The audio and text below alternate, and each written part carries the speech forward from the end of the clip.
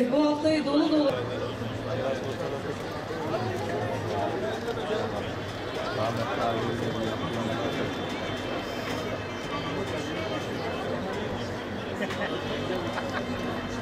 Evet, sevgili Gaziantep'liler, şu an sizleri bekliyoruz. sağ tarafta oturan başkanımız sol tarafta. Seyirci bölümündeki yerlerinizi almanızı önemli rica ediyoruz. Muhteşem bir gösteri. Siz de eşlik edin efendim. Marşlara siz de birlikte eşlik edin. Şimdi sıra Başkan inince şunu soruyor.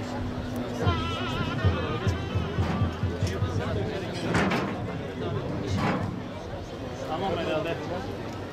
Yılın trafik polisi polis memuru Hayrettin Öztürk'ü plaketlerini almak üzere sahneye davetimi, plaketleri vermek üzere Gaziantep Vali Yardımcımız Sayın Halil Uyumaz'ın davetini arz ederim. Aynen. Ne yapıyorsunuz? Boğuldunuz inşallah. İçine girdiniz. Evet, çok ikinci yolumuza değil ki. Azıcık geriye mi?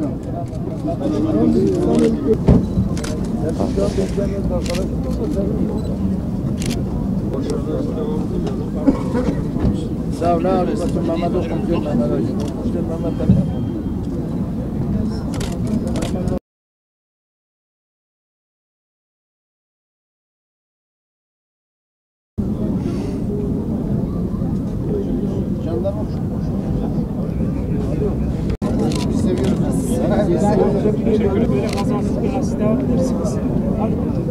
Emniyetimiz, jandarmamız, Büyükşehir Belediye'miz, zabıtamız ve bütün birimlerimizle ayrıca Şahin Bey, Şehit Kamil belediye zabıtaları ve diğer birimlerle gerek Gaziantep merkezinde gerekse ilçelerimizde kaymakamlıklarımız ve belediyelerimizle birlikte halkımızın güvenlik içerisinde trafik hizmetlerinden faydalanması, kazasız belasız bir şekilde devam edilmesi için her türlü tedbir aldık.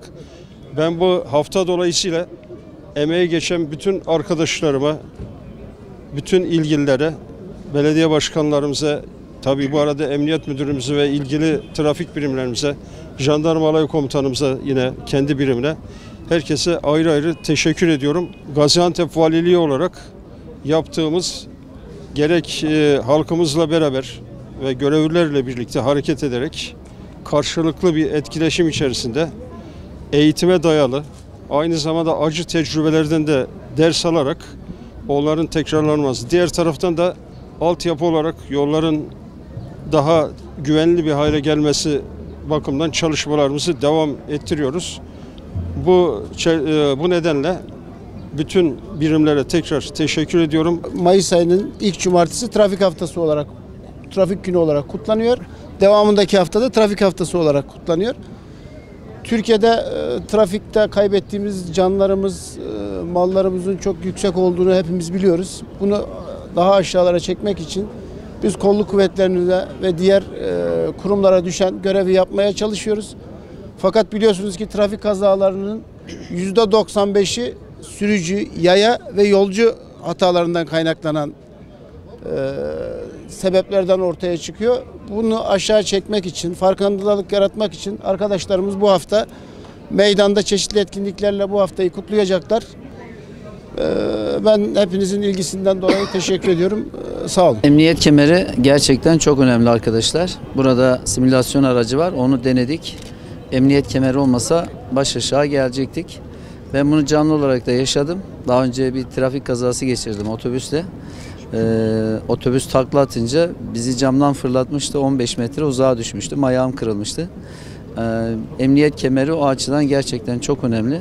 Araca bindim. Emniyet kemerini önemsemeyen biriydim genellikle. Ama emniyet kemerinin ne işe yaradığını şu anda farkına vardım.